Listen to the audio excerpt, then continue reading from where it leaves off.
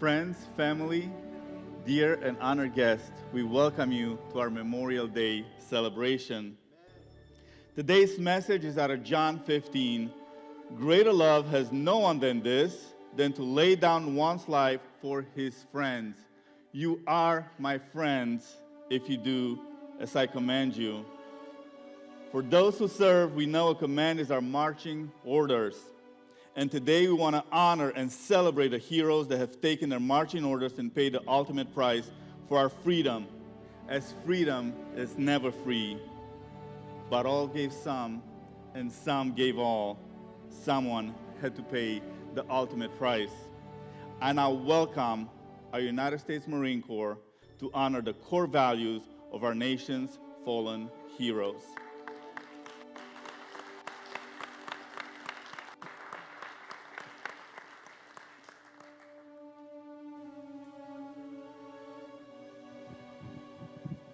Honor. Honor guides Marines to exemplify the ultimate in ethical and moral behavior. Never lie, never cheat or steal. Abide by an uncompromising code of integrity. Respect human dignity and respect others. Honor compels Marines to act responsibly, to fulfill our obligations and to hold ourselves and others accountable for every action. Courage. Courage is the mental, moral, and physical strength ingrained in Marines. It carries us through the challenges of combat and aids in overcoming fear. It is the inner strength that enables us to do what is right, to adhere to a higher standard of personal conduct, and to make tough decisions under stress and pressure. Commitment. Commitment is the spirit of determination and dedication found in Marines. It leads to the highest order of discipline for individuals and units. It is the ingredient that enables constant dedication to corps and country. It inspires the unrelenting determination to achieve victory in every endeavor. At this time, we ask for those that are willing and able to stand for a moment of silence in honor of our country's fallen heroes.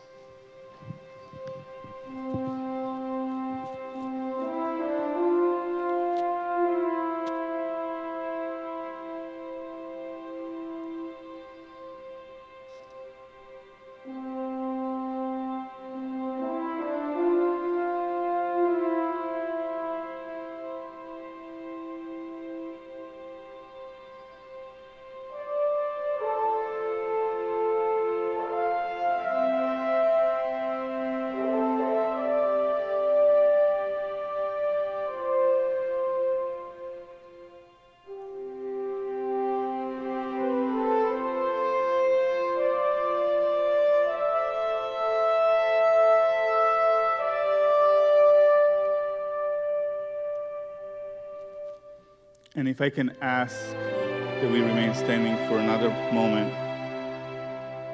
At this time, it is my privilege and honor to introduce to you Vietnam Veteran Specialist for Corporal Combat Infantry Medic, Charles Wright. That day, that afternoon, we joined units with the Armored Personnel Group. We went to Dong Lap. It was supposed to be a location of a cache of armor, of weapons and so forth was expected to be found there.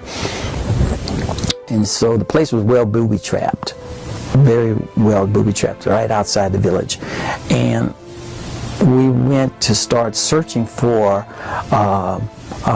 military equipment, ammo, weapons, whatever.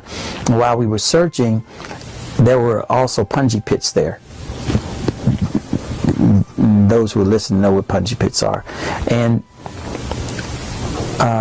somebody tripped a booby trap grenade, and about, I don't know how many guys got hurt, maybe 5 or 6 of them, had fragments. And they, of course, yelled medic. So I started running in the direction that they needed help, even though they were not a part of my platoon. They were part of another platoon. They weren't under my jurisdiction. But I started running towards them to help because there were several guys hurt. And the more medics, the better. And at my left leg fell into a punji pit. It dropped. It was just fortunate that The left leg fell into the punji pit. My right leg was still on solid ground, and I fell up to my hip almost. And when I looked down, I saw the spikes and stuff like that, and I thought, wow, that was close. And so I immediately guided myself, went over there where they were, and started patching up guys. Well, a helicopter was flown in to evacuate these wounded guys. And once the helicopter was being flown in, it gave away our position. And the Viet Cong knew that if a helicopter landed in a certain place, if they didn't get anything but the helicopter, they felt real good about that. But they knew that people would be wherever the helicopter was. And so they began to, what we call lobbing grenades or mortar rounds. And at the time that I was patching up some of these guys for evacuation, and the helicopter began to take off again. Well, by that time, the Viet Cong knew our location, and they were able to home in on us. And, of course, they tried to get the helicopter, but several mortar rounds began to come in. And when I stood up, we were going to regroup. I stood up, and I looked around, and I said, well, fellas, before the day is over with, while this helicopter is taking off, I said, before this day is over with, there will not be much left of the third, and I started to say the third platoon. There won't be much left of us still here. No one was killed. All of us at that time was just injured. And she said, I said, it won't be much left of the third. And when I said third, and I started to say platoon, and before the word platoon came out of my mouth, I heard an explosion behind me. My body was picked up off the ground. I was in the air, sailing in the air. It was so surreal. It was like, is this real or not? It was happening so fast. I heard myself scream in pain before I knew it was me. And of course I heard other guys screaming.